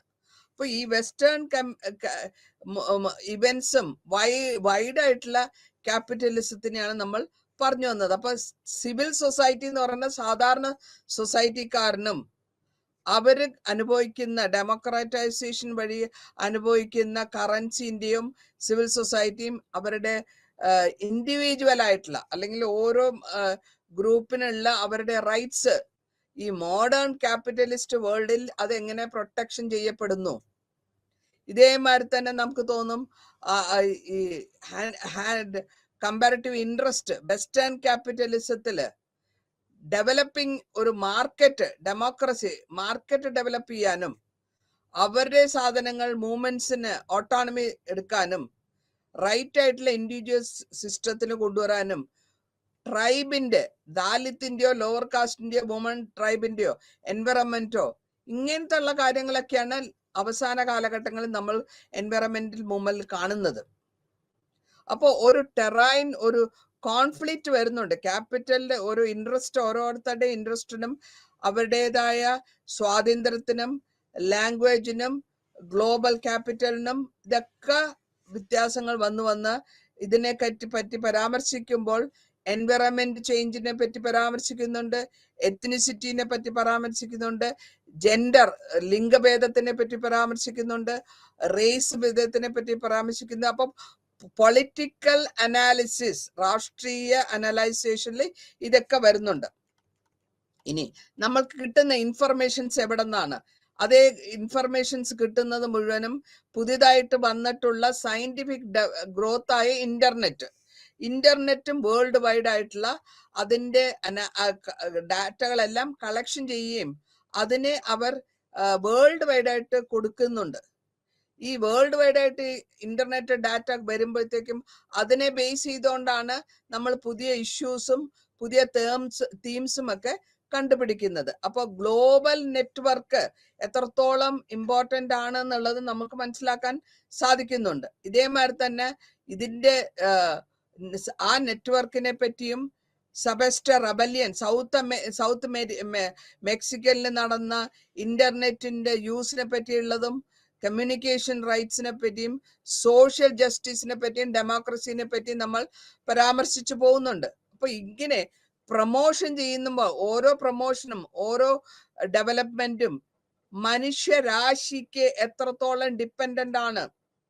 അതേമാതിരി തന്നെ ഈ ഇൻഫർമേഷൻ ഇന്റർനെറ്റ് വഴി ഗ്യാദർ ചെയ്തിട്ടുള്ള ഇൻഫർമേഷൻസ് ഡിസമിനേഷൻ ചെയ്ത് കൊടുക്കുമ്പോഴോ ഇൻഫർമേഷൻസ് ലോകത്തിന് എത്രത്തോളം ഉപകാരപ്പെടുന്നുണ്ട് എന്നുള്ളതെന്നും കൂടെ നമ്മൾ മനസ്സിലാക്കേണ്ടിയിരിക്കുന്നു. ഇതേമാതിരി തന്നെ ഇതിൽ പൊളിറ്റിക്സിൽ എന്ത് വ്യത്യാസം വരുന്നു കമ്പാരിറ്റീവ് സ്റ്റഡിയിൽ നമ്മൾ നോക്കുന്നത്.